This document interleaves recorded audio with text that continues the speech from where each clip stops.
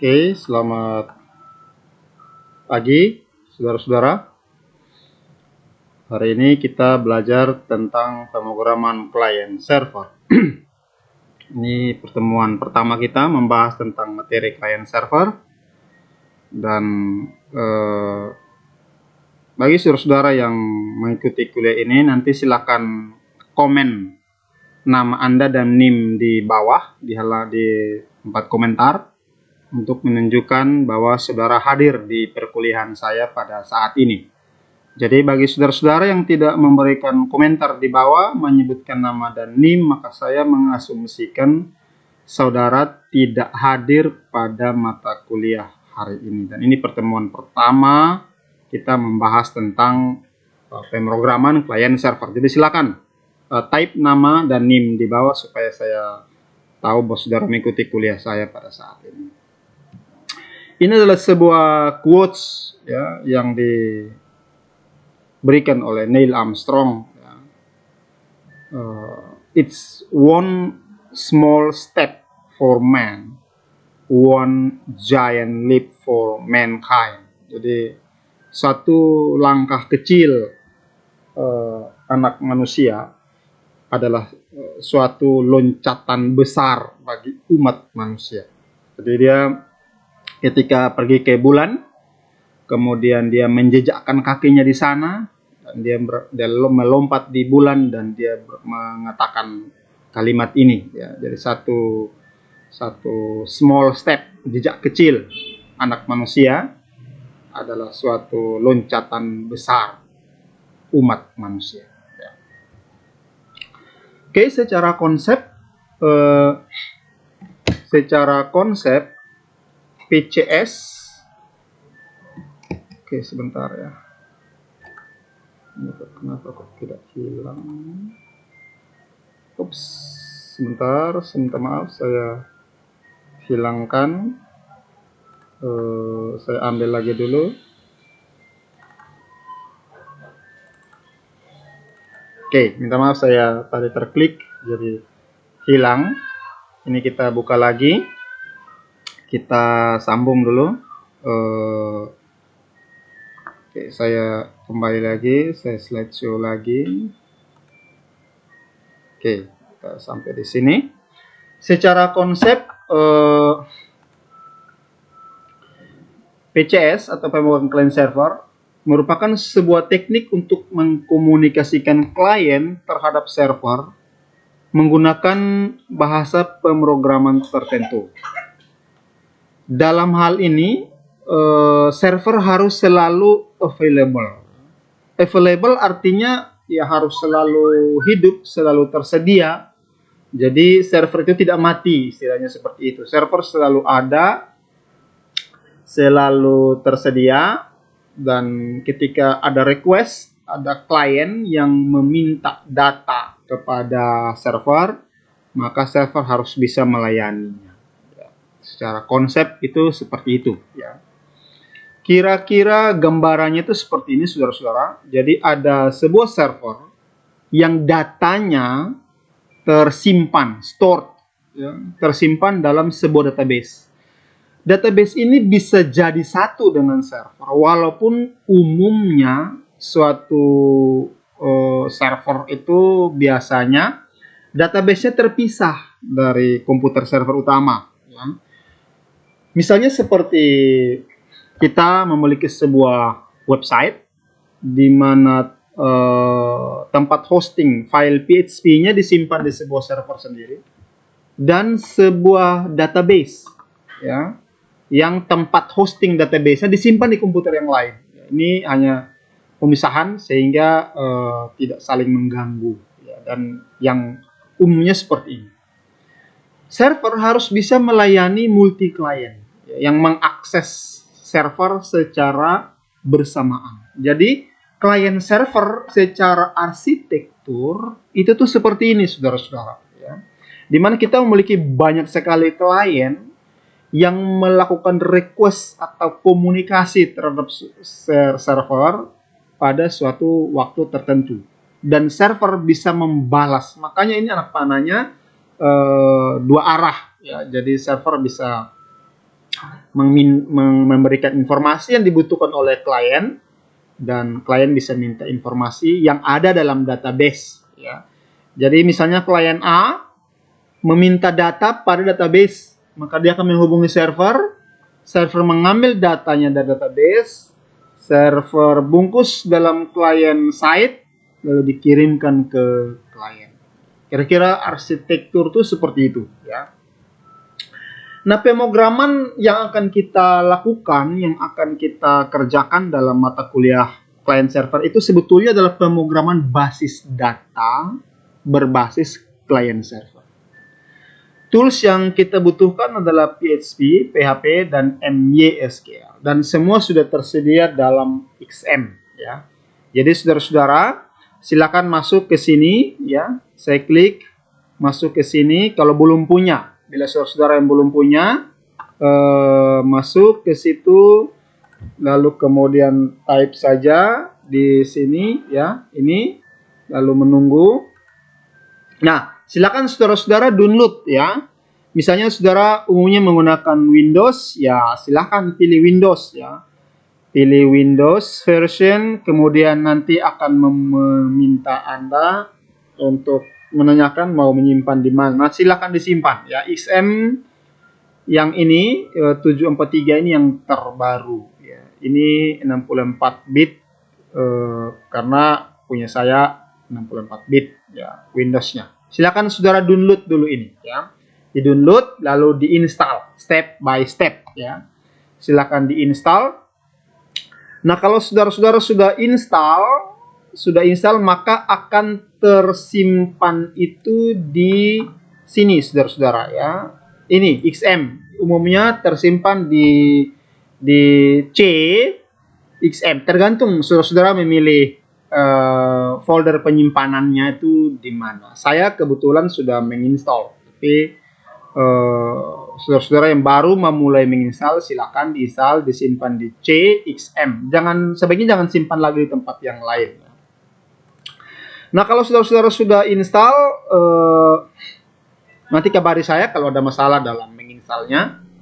Sebetulnya XM itu sudah cukup lengkap, ya. Jadi di situ sudah tersedia sudah tersedia ini nih, ya. Apache itu adalah program server. Apache dengan program Apache maka memungkinkan komputer Anda berlaku sebagai server. Jadi laptop Anda saat ini sangat dimungkinkan untuk diperlakukan sebagai server. Ada MariaDB, ada PHP, dan ada Perl, ya. Nah, nanti kita akan belajar juga tentang Perl, tapi saya akan lebih memfokuskan kepada PHP, dan satu lagi itu adalah Python. Kita akan belajar Python setelah mid, ya. Perl dan Python akan kita pelajari setelah mid, setelah ujian tengah semester. Nah, saudara-saudara perlu diketahui bahwa di kuliah ini itu tidak akan ada kuliah ujian teori, ya. Jadi kita hanya akan ujian project client server, saudara-saudara. Jadi nanti sambil bentuk kelompok, ya. Sebentar, tolong habis ini kirimkan nama-nama kelompoknya, di type saja di komentar. Setiap kelompok itu 3 orang, ya. Satu kelompok 3 orang. Boleh kalau bagi nanti misalnya setelah bagi 3 lalu ada yang cuma 2-2, nah itu silahkan menggabung dengan kelompok yang 3. Jadi nanti ada beberapa kelompok boleh 4 orang. Tapi yang lain tuh harus 3 orang. Boleh 2 kelompok, maksimum 2 kelompok, boleh 4 orang. Nah, saudara-saudara, nanti bentuk kelompok, lalu jangan lupa type di bawah kelompok A, kelompok B, kelompok C, kelompok 1 sampai kelompok seterusnya, ya. Kalau saudara sudah install, maka kita sudah memiliki XM, ya. Atau mungkin sebelum kuliah ini kebetulan saudara sudah punya, ya nanti sebentar kita bisa langsung pakai. Oke, kita akan mereview dulu tentang basis data. Ada 2 hal penting yang ingin saya kemukakan tentang basis data, ya. Yang pertama adalah entitas dan yang kedua adalah relasi. Jadi dalam basis data, saya yakin saudara-saudara sudah pernah belajar tentang basis data di mungkin semester sebelumnya ya. Saya hanya akan mereview karena kita akan menggunakan basis data di sini. Basis data yang akan kita gunakan adalah ini MySQL atau MySQL bacanya. Mungkin saudara pernah belajar basis data yang lain. Mungkin saja saudara pernah pakai SQL Server, atau mungkin saya agak yakin saudara jangan-jangan menggunakan sebuah basis data yang saya kurang suka, yakni Access ya. Access adalah sebuah basis data bawaan punyanya Microsoft dibandel jadi satu dengan Microsoft Word, Excel, namanya Microsoft Office ya, digabung jadi satu dengan Office. Saya tidak suka, tapi kalau saudara pernah belajar itu ya sudahlah. Jadi kita kembali ke sini, kita akan melihat tentang entitas dan relasi, dan kita akan banyak berbicara di sini ya, karena saya ingin mementakkan dulu konsep tentang basis data. Yang pertama adalah entitas. Apa itu entitas ya? Jadi entitas adalah suatu kumpulan atau kelompok data atau informasi yang merupakan benda atau bersifat benda. Jadi dia bisa benda atau bersifat benda. Dapat berdiri sendiri atau independen tanpa bergantung dari pihak lain, dan dia harus memiliki atribut ya. Contoh entitas ya, misalkan saja mahasiswa ya. Mahasiswa itu adalah sebuah entitas, dia punya NIM, punya nama, punya alamat ya. Nah, bagian itu kita sebut dengan nama atribut ya. Misalnya yang lain ya. Oh ya, entitas itu lambangnya kotak seperti ini ya. Ini dalam desain basis data, atau kita sebut dengan ERD, Entity Relationship Design. Selalu dilambangkan dengan kotak entitas. Selain mahasiswa, misalnya meja. Meja itu punya ya. Contoh bahan. Ini jenis meja, bahan meja, kemudian jumlah kaki, harga, itu meja. Meja adalah sebuah entitas. Selain itu harus hati-hati ya, karena kita harus bisa membedakan mana entitas dan mana bukan entitas ya. Contoh yang lain di dalam kasusnya penjualan ya. Barang itu adalah sebuah entitas ya. Anda harus bisa bedakan antara entitas dan atribut ya. Atribut itu melekat pada entitas ya. Jadi biodata, contoh seperti nama, umur, NIM, itu atribut, bukan entitas. Sekali lagi, itu adalah atribut, bukan entitas ya. Sementara entitas itu memiliki atribut ya. Laptop itu adalah sebuah entitas, tapi harga bukan entitas ya. Harga adalah atribut ya. Mouse juga sebuah entitas, keyboard sebuah entitas ya, karena memiliki atribut. Keyboard itu misalnya jenis keyboard, nama keyboard, merek, harga, dan seterusnya ya. Kabel entitas ya. Nah, itu adalah entitas tanpa bergantung dari pihak lain ya, tanpa bergantung dari pihak lain. Yang kedua adalah relasi. Relasi adalah suatu hubungan antara dua atau lebih entitas. Ingat, harus minimal dua ya, atau lebih entitas. Contoh nama relasi itu memiliki. Ya, sangat sering sekali mahasiswa menggunakan nama memiliki sebagai nama relasi, walaupun sebetulnya ini terlalu universal, terlalu general, terlalu umum. Saya akan berharap kalau saudara akan menggambar relasi ya, jangan hindari kata memiliki kecuali terpaksa, atau memang tidak ada lagi nama yang lain yang harus digunakan ya. Saudara boleh menggunakan saudara boleh menggunakan relasi. Contoh relasi misalnya yang lain, menikah ya. Menikah itu sendiri adalah sebuah relasi. Dia harus menghubungkan dua atau lebih entitas ya. Misalnya saja entitas suami, entitas istri ya. Suami dan istri dihubungkan dengan relasi bernama menikah. Umumnya relasi itu menggunakan kata kerja, verb, ya, kata kerja. Jadi harus menghubungkan dua atau lebih entitas. Boleh tiga, boleh lebih daripada itu. Ya. Tapi umumnya menghubungkan 2 sampai 3 entitas. Ya. Contoh yang lain misalnya mengajar, antara dosen, mata kuliah, kelas. Itu dihubungkan dengan mengajar. Ya, jadi kira-kira seperti itu. Ya. Misalnya ini adalah di sini dosen, ya, di sini kelas, ya, dosen kelas mahasiswa, dosen kelas mata kuliah, ya. Maka dihubungkan dengan sebuah relasi bernama mengajar. Loh, nanti muncul pertanyaan, bukankah mengajar itu cukup dosen dan mahasiswa? Jawabannya itu salah. Karena saya itu sebetulnya mengajar kelas. Saya sebagai dosen, saya tidak mengajar langsung kepada mahasiswa, tapi saya mengajar dalam kumpulan mahasiswa yang disebut dengan nama kelas.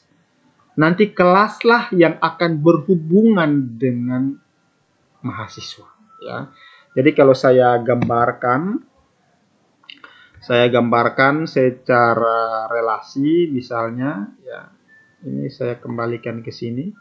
Kalau saya gambar secara relasi, ya, maka ini adalah dosen, saya namakan D, ya.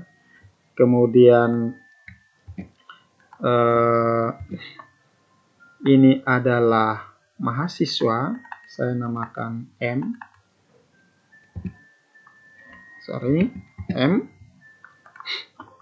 Maka kita punya satu lagi relasi bernama mata kuliah, atau misalnya saya namakan MK, mata kuliah. Lalu relasinya itu bernama mengajar. Nah, mengajar. Itu nama relasinya. Nanti tinggal tarik anak panah ya. Ini harus ada anak panah yang menghubungkan mereka. Atau saudara-saudara bisa tarik anak untuk merelasikan mereka. Jadi terus mahasiswanya di mana, muncul pertanyaan ya. Loh, mahasiswanya kita bisa tambahkan lagi ya, di sini mahasiswanya. Ya. Nah, di sini ini mahasiswa. Jadi ini ini kelasin, saya salah ya. Ini K untuk kelas ya. Nah, dosen, mengajar, mata kuliah, dan kelas. Jadi contohnya saya mengajar saudara-saudara, kelasnya itu 4B. Dan harus ada nama mata kuliahnya, misalnya PCS. Tidak mungkin saya ngajar kelas tanpa mata kuliah. Seperti ini, tidak mungkin. Saya dosen, ada nama, NIP, dan seterusnya. Mengajar kelas, terus ngajar apa? Harus ada satu entitas lain bernama, entitas tersebut bernama mata kuliah, MK. Terus di mana mahasiswanya? Di sini. Jadi mahasiswa itu dihubungkan lagi ke relasi kelas ya. Nah, ini relasinya. Ya, ini relasinya. Misalnya nama relasinya adalah memiliki. Ini contoh. Memiliki. Jadi kira-kira seperti ini ya. Dosen mengajar kelas, mengajar mata kuliah dan kelas. Jadi saya mengajar PCS di kelas 4B. Tapi saya juga mengajar PCS di kelas 4A misalnya. Atau saya mengajar 4A tapi bukan PCS, misalnya bisa jadi mata kuliah. Lalu sebuah kelas, contohnya kelas 4A atau 4B, memiliki mahasiswa. Nah, kira-kira seperti itu konsep daripada relasi ya. Jadi konsep relasi gambaran umumnya lah seperti itu ya. Lalu dalam relasi itu sebetulnya dikenal satu lagi hal, yakni yang disebut dengan nama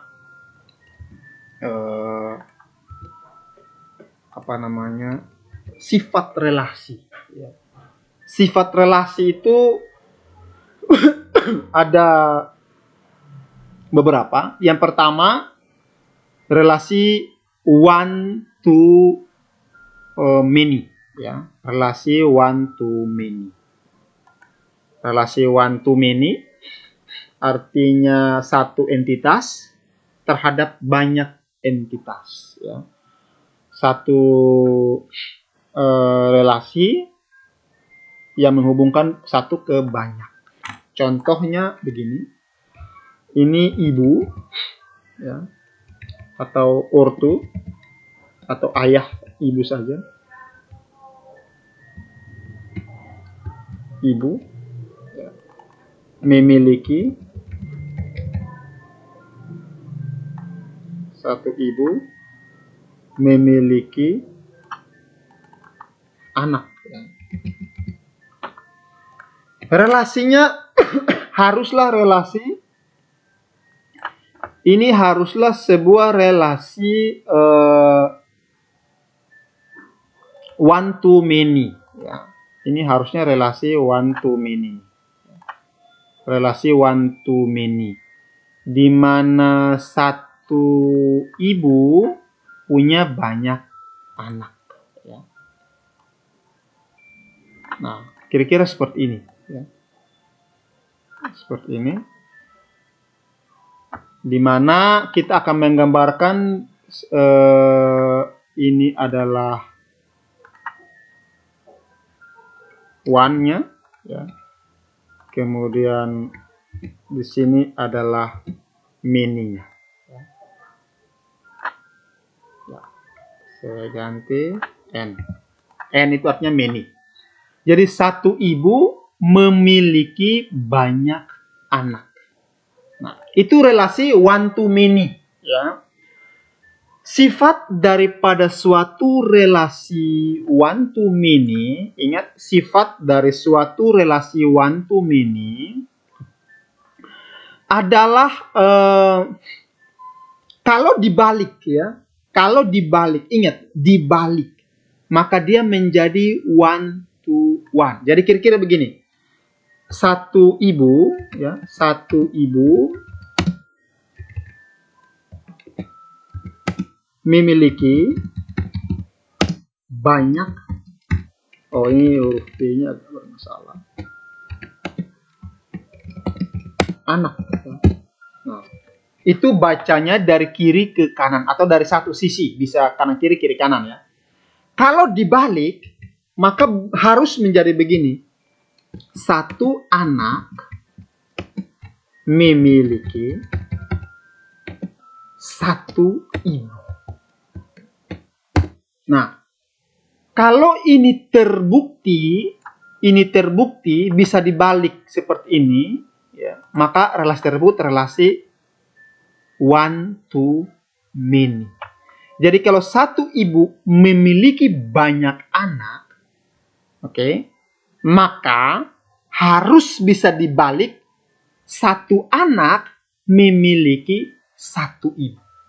Jadi kalau bisa dibuktikan dibalik dan dia berlaku one to one, ingat berlaku one to one, maka itu adalah sebuah relasi one to many. Kira-kira seperti itu. Bukan begini. Yang sering salah mahasiswa begini. Satu ibu memiliki banyak anak. Banyak anak memiliki satu ibu. Itu salah besar. Ya, itu salah. Cara membaca yang benar adalah satu ibu memiliki banyak anak dan satu anak memiliki satu ibu. Ya, itu contoh relasi one to many. Jadi kalau saudara punya sebuah kasus di mana bisa dibalik, ya, one to many dan bisa dibalik menjadi one to one, maka relasi tersebut adalah relasi one to many. Contoh hal yang lain. Misalnya pengguna, ya, user dengan nomor handphone, ya, nomor HP. Oke. Satu user itu bisa memiliki banyak nomor handphone. Ya, saya kebetulan punya beberapa. Ya. Tapi satu nomor kalau dibalik ya, ini ibu saya ganti dengan user. Ya. Kalau dibalik satu nomor hanya bisa dimiliki oleh satu user. Oh ya pasti. Tidak mungkin nomor Anda juga dimiliki oleh user yang lain. Ya. Tidak mungkin sekali. Ya. Ini dalam kehidupan sehari-hari. Ya. Dalam kehidupan sehari-hari. Ya. Jadi harus berlaku. Ya. Banyak ini artinya N ya. Ini dilambangkan dengan N. Ya. Nah ini nih. Ya. Saya harap nanti saudara siapkan pertanyaan. Harus bertanya. Harus bertanya. Ya. Harus bertanya. Saya mengharuskan untuk bertanya. Ya. Contoh kasus dalam kehidupan sehari-hari. Ya. Yang Anda bingung, silakan pertanyaan. Ya. Silakan disampaikan pertanyaan. Nah, jadi sebuah relasi one to many. Ya. Suatu user memiliki banyak nomor, tapi satu nomor tuh harus hanya boleh dimiliki oleh satu nomor itu user. Kemudian ada muncul pertanyaan, Pak, bagaimana dengan mahasiswa dengan NIM? Ini mahasiswa, ini NIM. Ya. NIM. Bukankah satu mahasiswa punya satu NIM? Ya. Nah, saudara-saudara, NIM itu bukan entitas. NIM adalah atribut. Kenapa NIM bukan entitas? Karena NIM sendiri tidak punya atribut lagi. Dan NIM itu selalu melekat ke mahasiswa. NIM tidak bisa berdiri sendiri. Jadi NIM bukanlah sebuah entitas. Saya tegaskan, NIM bukanlah sebuah entitas. Saudara jangan keliru ya menganggap NIM sebagai sebuah entitas. Contoh kasus yang lain, saya akan contohkan lagi relasi one to many yang lain. Misalnya kendaraan. Jadi satu orang, saya bilang satu orang itu akan bisa memiliki banyak kendaraan. Kendaraan, di mana primary key daripada kendaraan, ingat adalah plat nomor. Ya. Primary key daripada kendaraan adalah plat nomor. Saya memiliki motor misalnya DH 2000 RD. Saya juga memiliki mobil. Saya juga memiliki motor dengan plat nomor yang berbeda. Ya. Tapi ingat, kalau dibalik, maka satu kendaraan hanya dimiliki oleh satu orang saja. Kendaraan saya 2000 RD hanya dimiliki oleh saya, tidak dimiliki lagi oleh orang lain. Itu relasi one to many. Sifat daripada relasi ini, saudara-saudara, adalah kalau dibalik harus berlaku sifat one to one. Ya, kalau dibalik ya. Jadi kalau dari sini one bisa dibalik, bisa tidak harus di sebelah sini many-nya ya. Bisa many-nya di sini, one-nya di sini, tapi umumnya kita buat kiri ke kanan. Harus bisa dibalik itu one to one.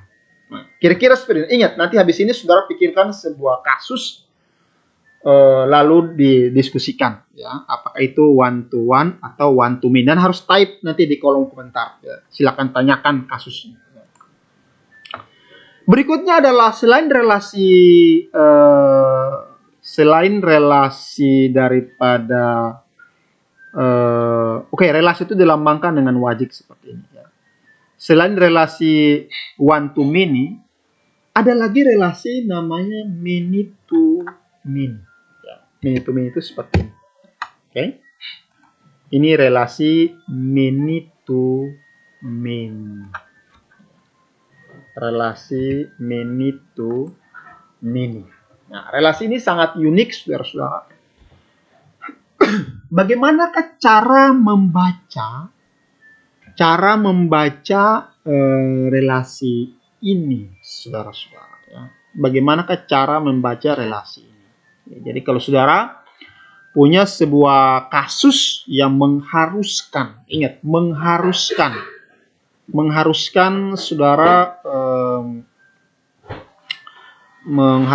saudara untuk mendesain relasi many to many, maka harus diperhatikan hal-hal sebagai berikut ya. Jadi kita contohkan dulu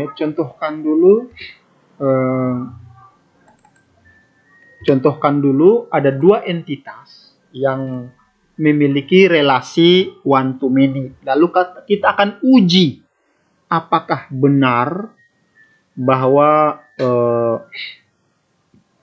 itu adalah sebuah relasi many to many.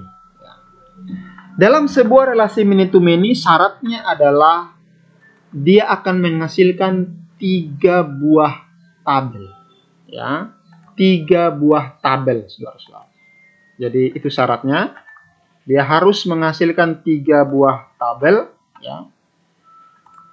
Tabel relasi pertama, tabel relasi kedua, dan tabel entitas pertama, tabel entitas kedua, dan tabel relasi. Ya. Tabel relasi. Jadi ingat, tabel entitas pertama, tabel entitas kedua, dan tabel relasi. Ya, tabel relasi. Nah, kita contohkan kasus misalnya antara pelanggan, ya, ini pelanggan, saya namakan P, membeli barang, ya, barang. Pelanggan membeli barang. Ini banyak pelanggan membeli banyak barang, itu sesuatu yang abstrak, ya. Mahasiswa sering sekali saya jumpai membaca ini dengan istilah banyak pelanggan membeli banyak barang. Itu abstrak. Coba saudara jelaskan kepada saya, itu realnya seperti apa banyak pelanggan beli banyak barang? Apakah berbondong-bondong banyak pelanggan datang, berbondong-bondong beli banyak barang? Cara membacanya salah. Cara membaca relasi many to many adalah seperti ini. Satu pelanggan membeli banyak barang. Banyak barang. Oke. Ini dari kiri ke kanan. Satu pelanggan membeli banyak barang. Kalau dibalik, ingat, kalau dibalik, satu barang dibeli, ingat, kenapa pakai di? Karena kata pasif, dibeli oleh banyak pelanggan. Satu P dapat membeli banyak B. Dan kalau dibaca terbalik, maka berlaku aturan satu B dapat dibeli oleh banyak pelanggan. Jadi kalau saudara balik dan dia berlaku aturan ini, maka relasi itu adalah relasi many to many, saudara-saudara, yang kita sebut dengan nama M kepada N. Ini hanya lambang. M dan N ini cuma lambang. Sekali lagi, ini hanyalah lambang. Ya. Pertanyaannya, memang begini ya Pak? Oh iya, kita buktikan. Kita akan buktikan. Contohnya pelanggannya adalah saya. Ya. Barangnya adalah TV, kulkas. Lalu apalagi TV, kulkas, kemudian gelas, piring, itu banyak barang, ya, banyak barang. Saya bisa membeli TV 1, saya membeli kulkas 2, saya membeli lemari 1, walaupun saya tidak punya cukup uang, hanya misalkan saja, saudara-saudara, ya. Nah, itu saya P membeli banyak barang. Pertanyaannya, apakah berlaku sebaliknya? Oh iya, satu TV yang sama, karena stoknya ada banyak. Ingat, satu TV yang sama, merek Sharp 14 inch, kode TV, kode barangnya ada, dapat dibeli oleh banyak orang. Ya. Jadi satu barang yang sama, ya, dapat dibeli banyak orang. Bisa jadi pembelinya bukan cuma saya. Contoh, kalau pembeli itu ada kode pembeli, barang itu ada kode barang, maka satu kode itu dapat dibeli oleh banyak orang, banyak pelanggan, bukan cuma saya. Dan itu berlaku kebalikan. Sehingga pada relasi many to many, saya tegaskan, pada relasi many to many harus bisa berlaku one to many, dan dibalik juga one to many. Oke? Harus bisa berlaku aturan itu. Ya. Contoh yang lain, ya. Misalnya pada kasus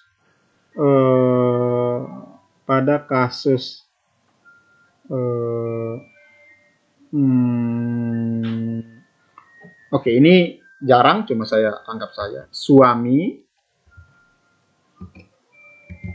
istri.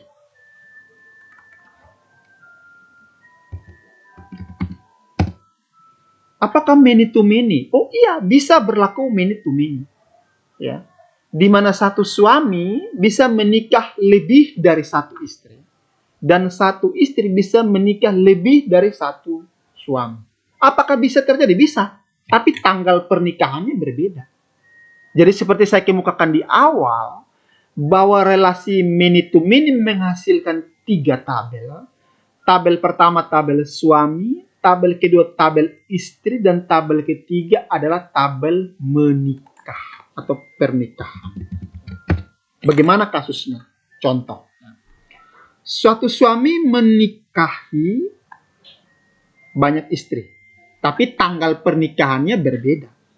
Suami A menikah dengan istri A. Istrinya meninggal, menikah pada tanggal 11 Maret 2019. Suami yang sama ini, niknya sama, istrinya meninggal atau bercerai, dia akan menikah lagi dengan istri baru. Ya, istri baru di tanggal pernikahan yang berbeda. Ya, di tanggal pernikahan yang berbeda. Meninggal, dia nikah lagi. Pencatatan sipil mencatat lagi.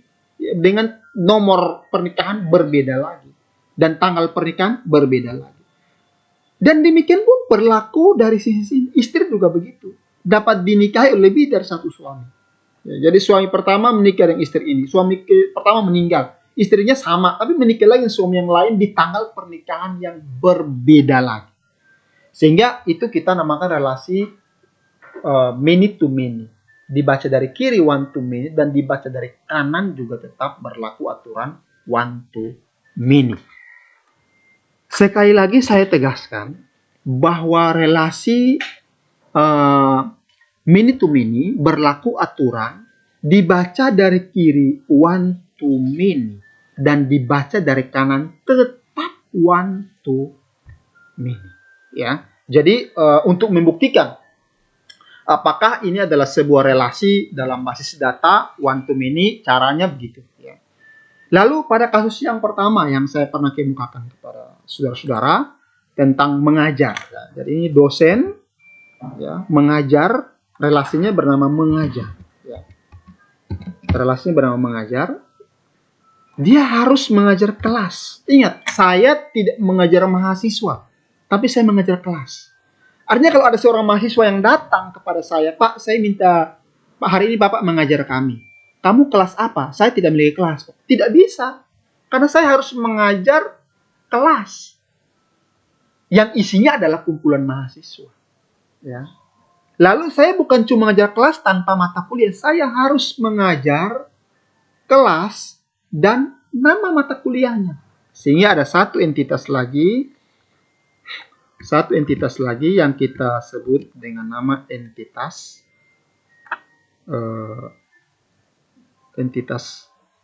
ini adalah entitas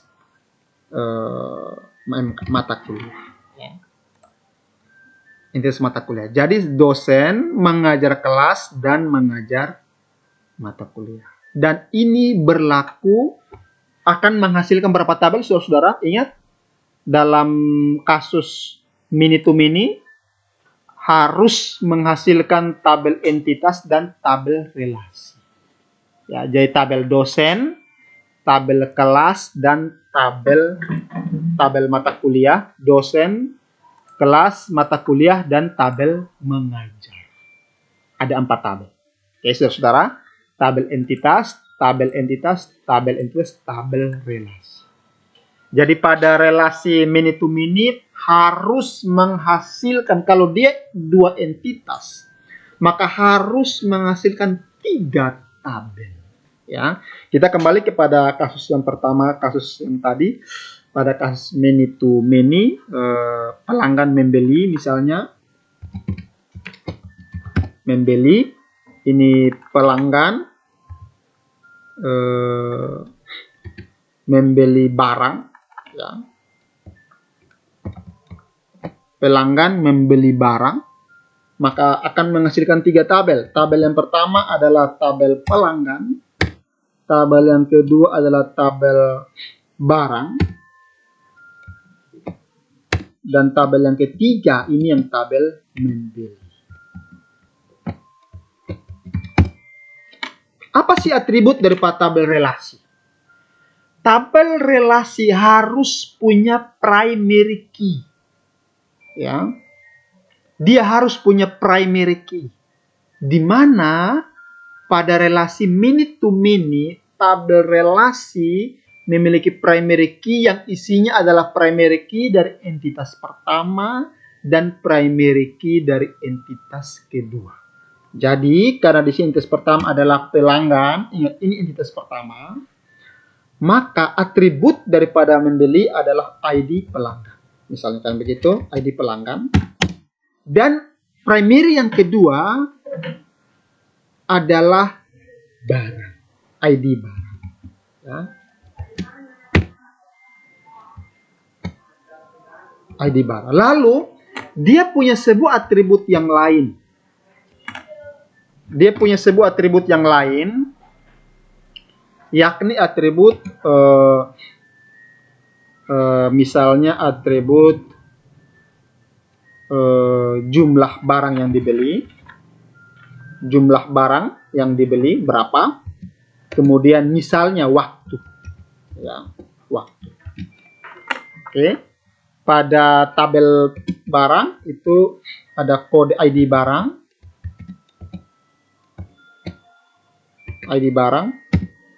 dan nama misalnya, lalu boleh tambah stok menyatakan berapa buah barang itu tersedia. Lalu misalnya kalau pelanggan, misalnya ada ID pelanggan dan misalnya tambah nama. Sehingga tabel pertama itu atributnya ada 2. Tabel kedua atributnya ada 3, ID barang, nama barang, stok. Tabel ketiga, ingat tabel ketiga itu adalah primary yang pertama, primary yang kedua. Ini harus primary ya. Ini primary, yang saya blok ini primary. Lalu jumlah, artinya jumlah barang yang dibeli. Dan yang ketiga adalah waktu pembeliannya itu kapan. Oke, waktu belinya itu kapan. Kira-kira seperti itu, saudara. Ya. Nah, saya berharap saudara akan menyiapkan pertanyaan. Ya. Tolong disiapkan pertanyaan. Lalu akan ada tugas bagi setiap saudara. Tugas buat Anda. Saya ingatkan sekali lagi, tugasnya adalah buatlah sebuah desain, ya, dalam kasus sehari-hari. Dalam kasus sehari-hari, kehidupan sehari-hari. Dalam kehidupan sehari-hari, tiap orang membuat desain one to many sebanyak 10 kasus dan minute to minute sebanyak 10 kasus. Dan saya tunggu sampai dengan jam 3 sore. Batas jam 3 sore. Gambar di Microsoft Word, email ke saya atau WhatsApp ke saya. Saudara-saudara. Ya, email saya adalah ini. Saya tuliskan di sini, ya. Ini saya beritahu dulu tugasnya di sini, ya. Ini tugasnya, tugas individu ini, tugas individu, desain relasi database, ya. 10 kasus dalam kehidupan sehari-hari.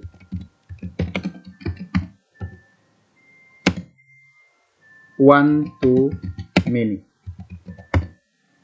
Dan 10 kasus lagi many to many. Ya. 10 kasus dalam kehidupan sehari-hari many to many. Ya. Dalam bentuk Word, MS Word, gambar, ingat ini digambar loh ya. Ingat ini digambar. Dan WA ke saya. Nomornya saya ini. Atau bisa email, saudara-saudara ya. Atau email saya ini.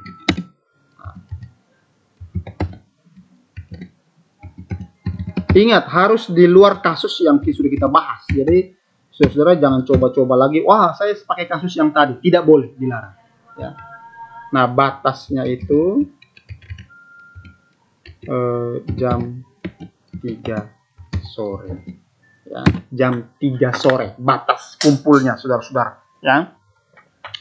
Saudara, batas kumpulnya itu jam segitu. Ya, jadi, saya harap saudara-saudara mengerjakan ini dengan baik. Tolong buat pertanyaan dulu sekarang. Bagi yang baru hadir, baru ikut kuliah, silakan type nama dan NIM Anda sekarang supaya saya tahu saudara-saudara hadir. Di kolom komentar nama dan NIM. Ya, kalau mau bertanya, saya kasih saudara nilai. Jadi kalau saudara bertanya, saya kasih nilai. Ya, bertanya apa saja. Misalnya saudara, Pak, kalau ini contoh ini termasuk entitas atau atribut sih, saya kasih nilai ke Anda karena saudara bertanya. Dan saya lebih memberi nilai lagi untuk orang lain yang menjawab. Ya, jadi silakan diskusikan dan saya akan menilai diskusi sebagai keaktifan kelas. Ingat, keaktifan kelas penting bagi Anda untuk menjadi mahasiswa yang aktif, karena ketika di akhir semester, ketika nilai saudara rendah, maka keaktifan kelas akan sangat saya perhatikan. Ya, atau misalnya saudara akan dapat E, maka saya lihat, wah, mahasiswa ini cukup aktif, jadi saya akan menyelamatkan Anda. Ya. Karena Anda aktif dan saya yakin bahwa saudara mahasiswa yang prospek, ya, yang harus untuk dipertahankan karena saudara sangat aktif di kelas. Jadi saudara-saudara, saya lanjut masih review sedikit tentang yang ini. Ini contoh relasi many to many, ya, relasi many to many. Nah, bagaimana dengan relasi, kita kembalikan kepada relasi relasi one to many, ya. Bagaimana relasi one to many? Ini kalau relasi one to many, contohnya tadi adalah user memiliki nomor handphone, ya. Atau handphone atau nomor handphone saya juga baik. Ya. Nomor handphone itu punya atribut loh ya. Jadi dia bisa nama providernya apa, nomor handphone saya 0 sekian. Nama providernya apa, kemudian harganya berapa, dan seterusnya. Ya. Jadi nomor handphone itu juga sebuah atribut karena kita beli, kenyataannya kita membeli nomor handphone. Ya. Jadi itu adalah sebuah entitas, bisa diperlakukan sebagai entitas, bisa diperlakukan sebagai atribut. Ya. Di sini saya perlakukan sebagai entitas. Satu user bisa memiliki banyak nomor, ya. Tapi satu nomor hanya bisa dimiliki oleh satu user. Nah, di sini saudara-saudara akan ada 2 tabel saja.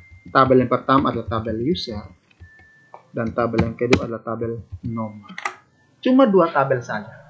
Sehingga pada relasi one to many hanya menghasilkan 2 tabel. Ya. Sedangkan pada relasi many to many menghasilkan 3 tabel. Saudara-saudara, kita masih punya banyak materi yang akan saya bahas tentang basis data. Dan ini pertemuan pertama tentang teori, saya pengantar basis data. Ya. Nanti saya akan mengupload lagi kuliah selanjutnya, bisa jadi di hari ini, saya akan kabari. Ya. Untuk pertemuan kedua, lanjutan daripada pemrograman klien server. Ya. Saya pikir sampai di sini dulu saudara-saudara pertemuan kita. Jangan lupa dikerjakan tugasnya. Ya. Tugasnya adalah tugas individu. Ya. 10 kasus dalam kehidupan sehari one to many. 10 kasus dalam kehidupan sehari-hari many to many. Dibuat dalam bentuk MS Word, digambar, ya, dan harus diceritakan, harus bisa dibuktikan bahwa ini kasusnya adalah one to many. Cara membuktikannya adalah tadi, kalau dibalik dia berlaku pada one to many berlaku one to one, dan pada kasus many to many dari kiri berlaku one to many, dan dari kanan kalau dibalik dia berlaku one to many juga. Buat dalam MS Word, digambar, ya, seperti saya gambar ini. Kemudian WA ke saya atau email ke saya paling lambat jam 3 sore. Tapi saya maunya itu sekarang, kalau bisa sekarang ya. Atau kalau misalnya saudara punya pertanyaan, silakan di kolom komentar ya. Di kolom komentar saya menunggu. Oke saudara-saudara, lalu pesan saya yang satunya lagi, jaga kesehatan Anda, hindari kerumunan ya. Jadi jangan pergi ke kerumunan, ke tempat-tempat ramai, mall, bioskop. Jaga kesehatan Anda, selalu usahakan mencuci tangan setiap saat Anda memegang uang, tolong cuci tangan. Dari luar juga cuci tangan, karena sekarang dari WHO sudah membuktikan bahwa virus corona ternyata dapat menyebar, ya, dapat disebarkan melalui uang kertas. Sekali lagi uang kertas. Banyak berdoa, jaga kesehatan, hindari kerumunan, ya, dan saya berharap saudara-saudara semua sehat senantiasa mengakhiri semester dengan nilai yang maksimal. Oke, terima kasih saudara-saudara. Sampai ketemu lagi. Selamat siang.